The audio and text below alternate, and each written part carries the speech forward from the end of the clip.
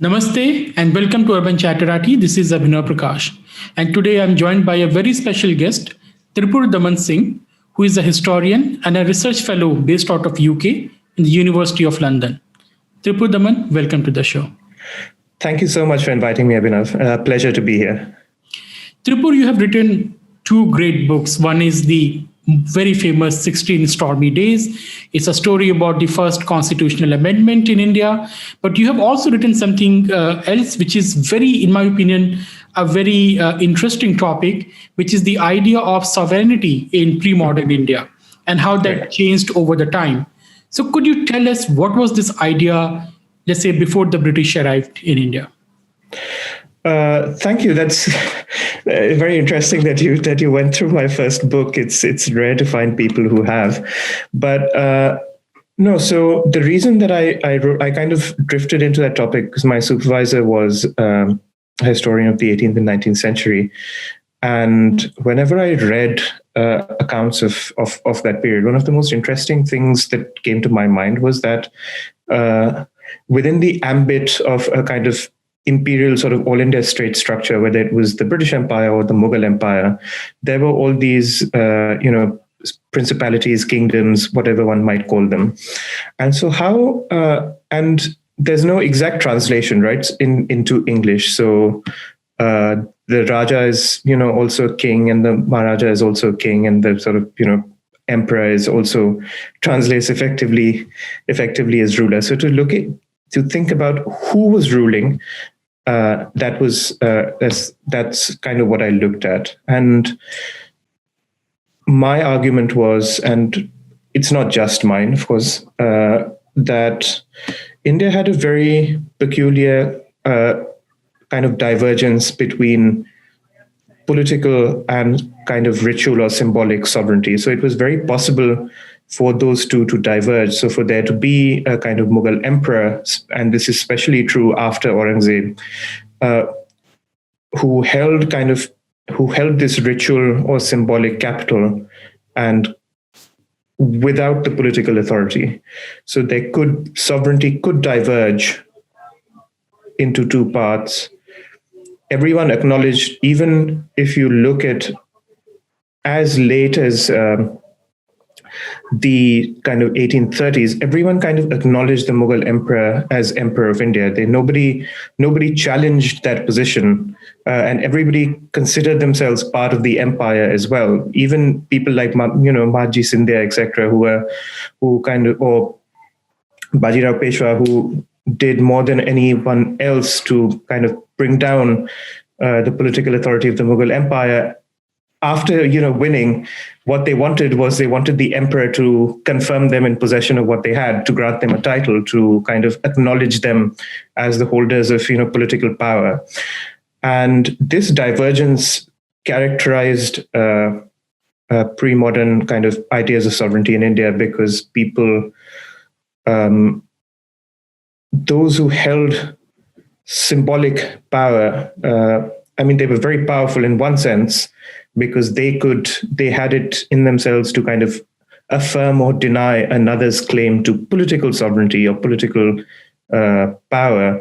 But they were, in the other sense, they could also be completely powerless in that they may have no armies, they might be able to enforce no rules.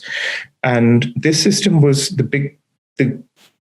characterized by something, by a non-uniformity of ideas. So everywhere, every kind of local source of local authority, whether it was the Raja, whether it was a Zamindar, everyone kind of had a nebulous zone. So everyone shared this sort of political power. Everyone shared rights and property. Rights were balanced sort of one against the other. Justice was not, there was no sense of bureaucratization or kind of codification of law. And what that meant was that every political or legal transaction was a kind of very personalized transaction, which meant everything could be negotiated, which also meant that you could rebel. And this is one of the things that's very common in Mughal and Maratha states, was that nobody thought rebellion was anything bad.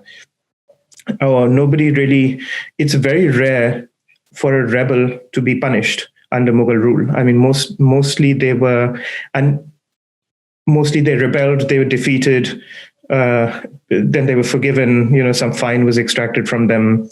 Nobody thought, unless you challenged the sort of symbolic position of the Mughal emperor, it created this space for political rebellion, which did not challenge the emperor's kind of ritual authority as the emperor, but it could challenge his political power. It could challenge his ability to, extract taxes, for example.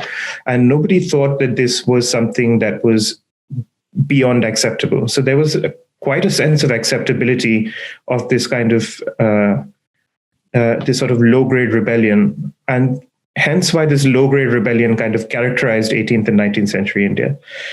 So that, in a nutshell, that's what I say. Let me ask, when you're talking about these low-grade rebellions, are you talking about, let's say, the Raja of Bundelkhand, or let's say Nizams or the Nawabs creating their own fiefdom? Or are you talking about the peasant uprising which happened, which was suppressed very brutally by the Mughal emperors? So what is the difference between, let's say, a Satnami rebellion in the North India, or let's say the Persian Shia Muslim creating a fiefdom in Awadh? So all rebellions were pretty brutally put down. I mean, they did, as long as they had the power to put down those rebellions, they very much did put them down.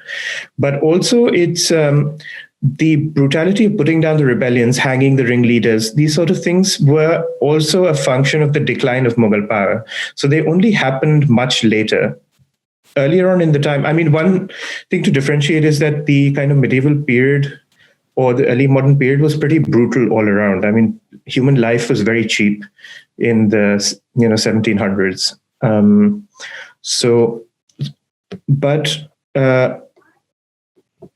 I say that in the context of, say, for example, peasant rebellions were very brutally put down. I mean, especially around the rebellion of the Jats, etc. During Aurangzeb's time.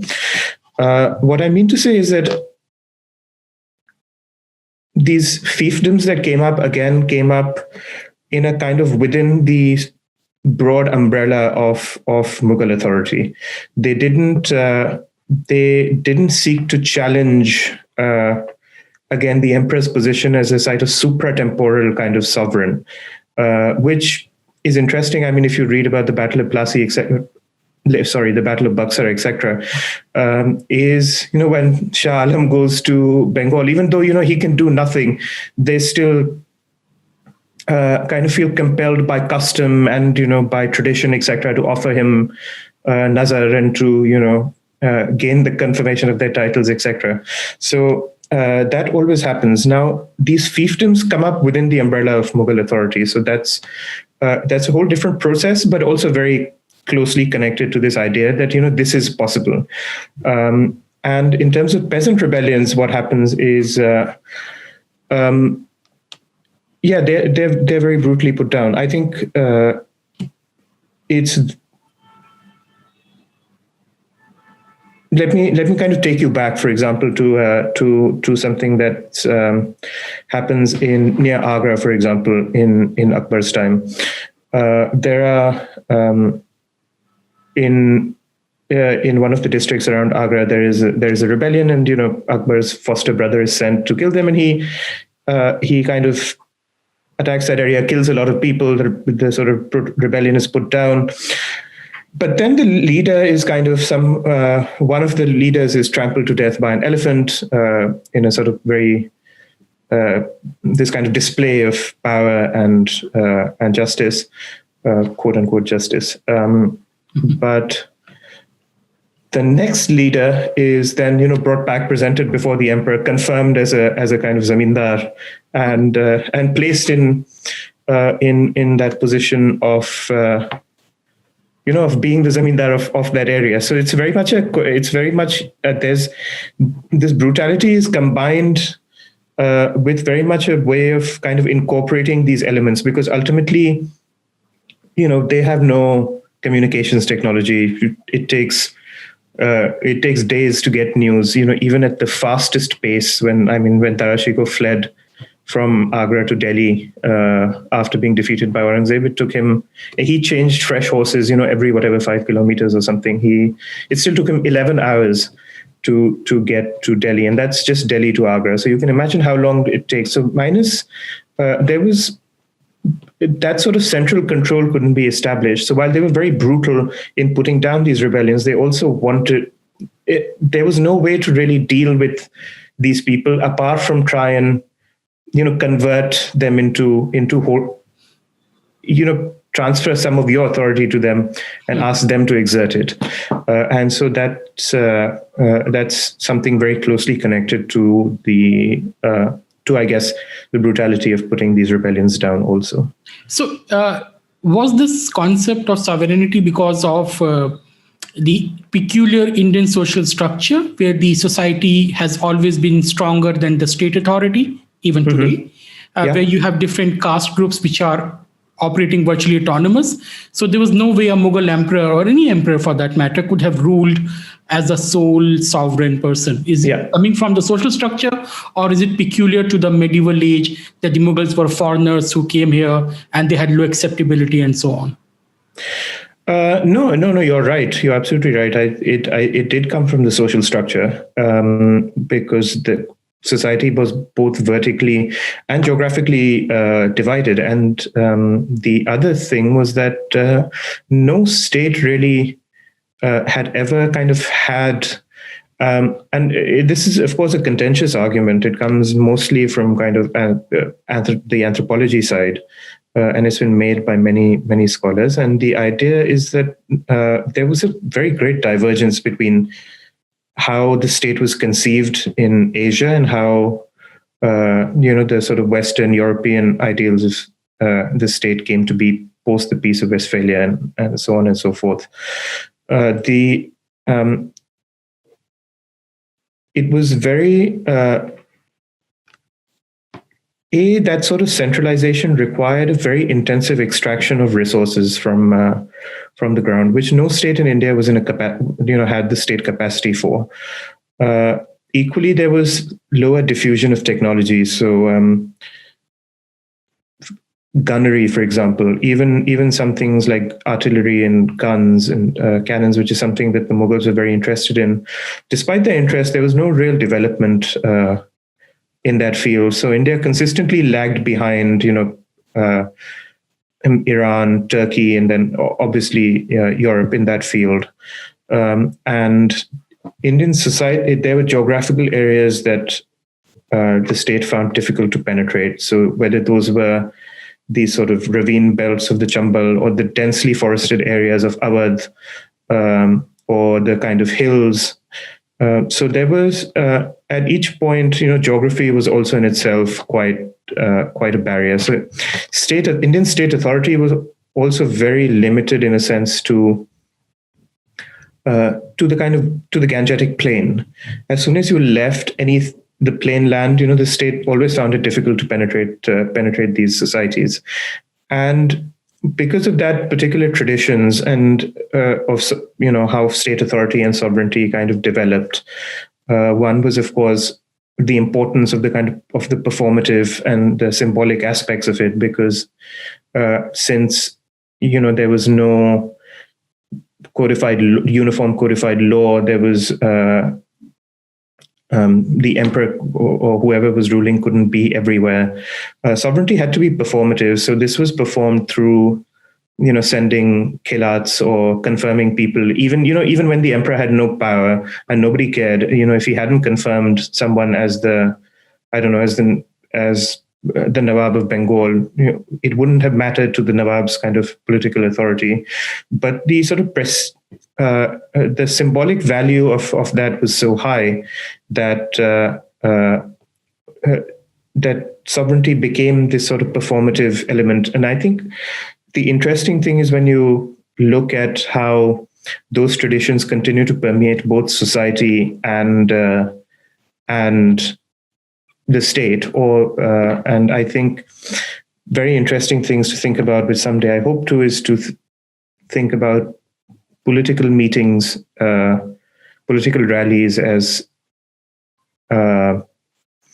a comparison between that and how darbars were structured in 18th and 19th century India, or the expectations you might think of what voters have from their MLAs and MPs, or how they relate to them. I think these are many of these kind of draw from traditions and thoughts of how Indian society viewed the state and people functioning in interaction with the state through that period. That's a very interesting point, actually. What is the function of these mega rallies, especially in the digital era, where you don't need to go to the ground to even. Yeah. But let's say when the British came to India and you have the rise of nationalism, how did this idea of belonging to the land, the idea of a sovereign ruler or the sovereignty changed over time, and what exactly is this idea after independence in India, after the creation of the Republic of India, basically? So a quick run is there are a lot of changes after the British arrived, particularly after initially, of course, the British want to kind of run with Indian forms. So they try and discover what really the structure of the state in India is. There are many mistakes made during that period. You have people like Warren Hastings who kind of think there's a Mughal constitution. So he sets out to discover the Mughal constitution or structure British rule according to quote unquote the Mughal constitution. And on the other hand, there are other pressures which come from changing forms of the state in Britain itself, which is to do with the increasing kind of focus on property rights, on the law. And these are things that have not really existed in India in the same forms. So unitary property rights, uniform codified law, the law and legal structures as distinct from a sort of personalized negotiation with the zamindar or the raja or the emperor. These are, or even the creation of modern age zamindars, people who owned the property in that sense, because these things kind of revolutionized Indian state-society relations in India. And many of the kind of reasons that 1857 became such a widespread rebellion were closely connected to these rights, because in many cases there was no definite animus against British rule, like against British people, but the conditions for this were created by these processes that the British had unleashed. And coming to the growth of Indian nationalism, I think this is this is a minefield that I'm getting into. But again, I feel like the growth of Indian nationalism is two things. In one case, it's also connected to the growth of nationalism in the wider world. But also, I think a lot of it is to do with the opening up of local sort of spaces. There are first of municipalities, then of the sort of first generation, 1909, I think, the first generation opening up of political spaces for Indians. And then you have 1919 and diarchy. And then, of course, Government of India Act, which completely opens up the provincial political space. So I think the growth of nationalism in many ways is also coterminous with the opening up of these small-scale localized political spaces, which Indians then come to occupy. But intellectually, they're also looking for answers. I mean, it's the fact of the matter is that India has been subjugated, India has been defeated, and the intellectual push often comes from looking for an answer to this question as to why we've been subjugated or why we've been defeated. Some of it comes in the form of the push for English education. I mean, it's interesting that it's Indians who demand English education. It's not the British who say, we should give it to you. It's the Indians who demand it because they think, well, we are inferior. We've lost, so we need to now recover kind of Western science or Western knowledge. And I think both of these factors, in my opinion, play a very, very important role in the force behind Indian nationalism. And just one last point, once about the Indian Republic, I think these older notions of sovereignty and statehood and political behavior still live on in many ways, because Indian society is locked in an almost antagonistic relationship with the state. And the state, in many ways behaves in ways that is not too different from the way the state might have behaved 200 years ago. So the police, for example, the police jockey in the or in a village, or the police station in somewhere in rural spaces, is very much a kind of focal point of state authority from where it radiates onward. It's very much, and let's think of something like, I don't know, so like there are forms of criminal activity, even, for example, which occupying unoccupied village land. This is something that I've seen very commonly in UP, and it happens is what's called Gram Sabha land which is owned by the village council, which is effectively state land, is in 90% of the villages occupied. People have built their houses on it. People have started plowing it. People, have occupied it, but nobody sees it as something that is against the law, or nobody sees it as something that's morally wrong. And so you still have, I guess, and I think it comes from a much older notion of sovereignty, where the sort of the state, or the zamindar's control of that land was linked to that whoever could occupy it would, for example, pay him rent, or his right of ownership only rested up to the point that he could collect rent from it, not to the fact that he could evict someone from it. So I think these kind of notions, in very subliminal ways, have made kind of gone into the Indian psyche, which characterized state-society relations in India till now. So you yourself talk about the ghost state and the sort of antagonistic relationship, and I think that's very much a part of this. Is that Indian society has not been accepting of that level of state control ever. It's naturally kind of against its instincts. Yeah, I agree. So basically, India has never been a high-end state. And we've seen in the case of the farmers' protest how, a single push by a single caste could stop the state from implementing the laws it wanted to, at least slow down on those things. But let's say today there's a debate regarding constitutional patriotism.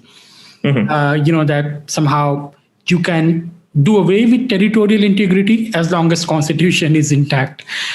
How do you see this idea, the territorial integrity of Republic of India versus adherence to some abstract ideas, which is constitutional patriotism? I think, again, I'm entering into a minefield here, but no, I think the constitutional patriotism is, I think, a very, very nice idea, but it's also it goes against people's lived experiences, right? People are very much embedded in their communities, in the places that they live, and in how they conceive of the nation. Ultimately, the nation is an imagined community, and if that imagined community aligns with territory, then who are we to tell them that that's something wrong? I think it's very difficult for people to relate constantly with an abstract idea, and that's where constitutional patriotism often fails. Is that lived experiences always trump abstract ideas, or social structures always trump abstract ideas, and there's no way around it. The interesting thing that I find, going on from our previous sort of the question I was just answering, is that again, all of it, this goes back to the kind of notion of a divergence between political and sort of symbolic sovereignty. Is that the idea behind constitutional patriotism is that you would theoretically be able to pay allegiance to an abstract idea without necessarily conforming to political or social structures. And I think it is possible, but in many cases it goes against the political and social structures we've inherited. I mean, if you are embedded in a community for whom, the idea of territorial integrity is important, and you deny that idea, then you are going to open yourself to social and political blowback. So, very great idea, but it's not, it's not India 1805 anymore. So it's no longer possible to, pay adhere to the idea of the Mughal Empire without, subscribing to any, without needing to, do anything, without needing to pay any tax, without needing to actually, accept any orders, without needing to, pay obeisance. So I don't think this is, it's possible. But saying that, I do think there's very much a space for constitutional patriotism, because ultimately the constitution is also very much part of our, it's the foundation of the social contract. And while nations are held together by, by the kind of idea of the imagined community, they're also held together by legal and bureaucratic structures, which all flow from the constitution. So I don't think there's anything wrong with it. It's just that we can't deny. We can't deny people's. You can't be supporting all the separatist movement and say, well, I'm a constitutional patriot, so I'm for India. So I mean, it's in an ideal world that would be in an ideal world that I think theoretically should be possible. You have it in places like Britain, where if you look at the British Parliament, there's an entire party, with 55 odd MPs, the Scottish Nationalist Party, which is an avowedly, its goal is the breakup of the United Kingdom, and it has 55 members of Parliament. It sits in Westminster, and it's an open advocate for an independent Scotland. So I think, but I think that takes a kind of maturity and a kind of, I don't know, it's something that comes from historical development to transplant ideas, like people.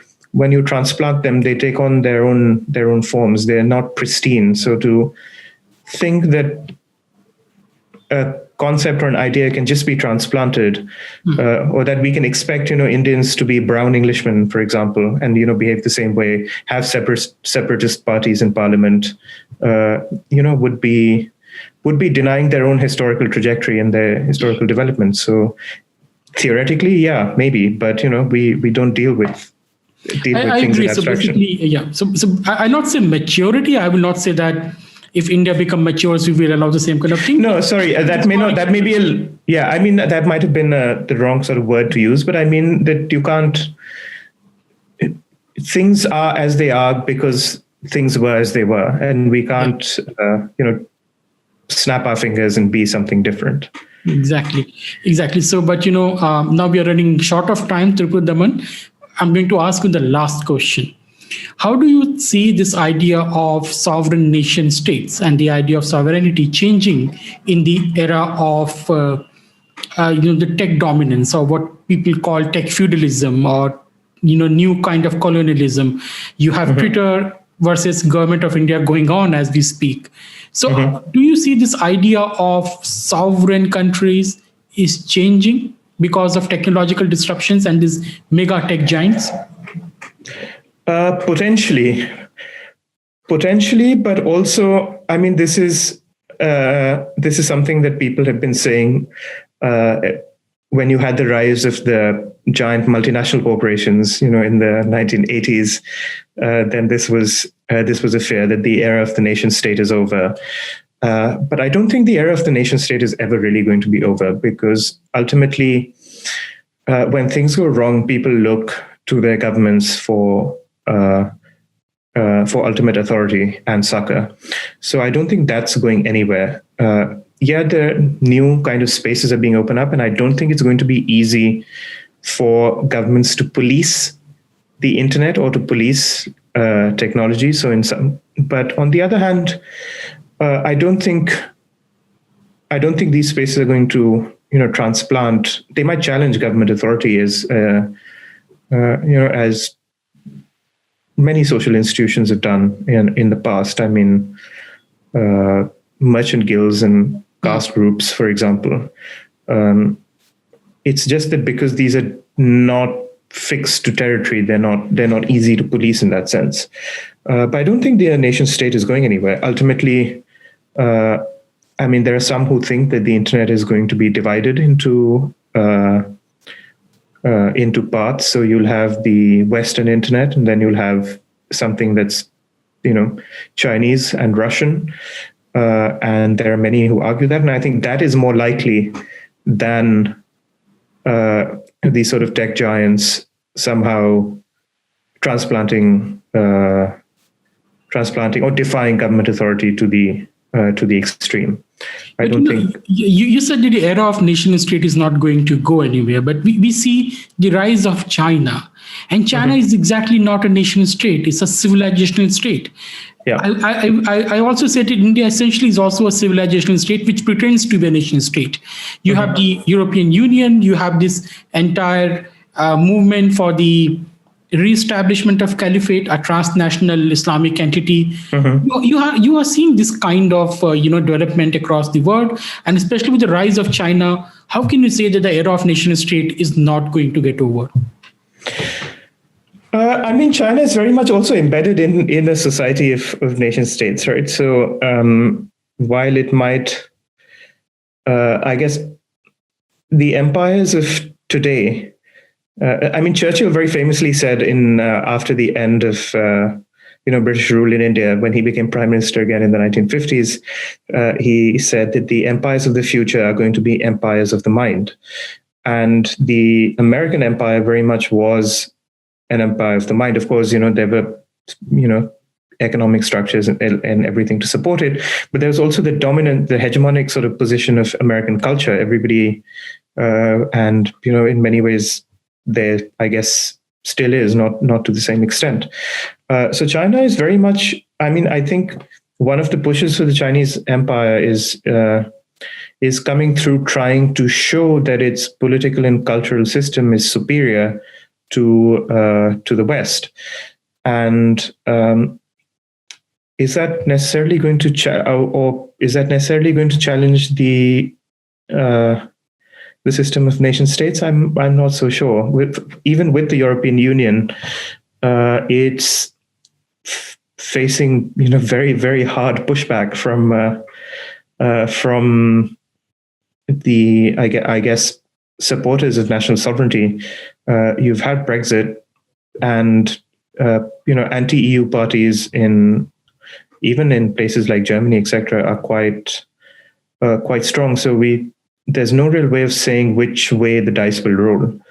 But even with the EU, and we've seen this with the COVID response, is that at the end of the day, when the chips are down, it's people go back to their own territorially defined nation states, and not to these kind of larger proto-imperial structures.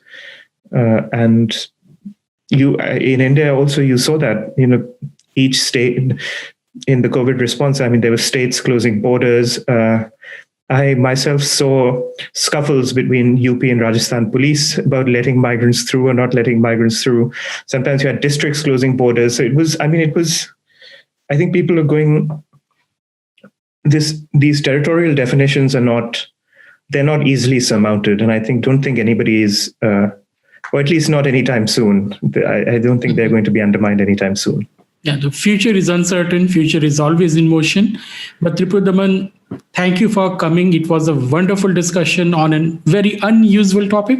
I don't see many people discussing this topic in India, but I hope I'll be able to host you again to discuss something which revolves around your second book, which is the 16 Stormy Days. So this was a discussion based on your first book.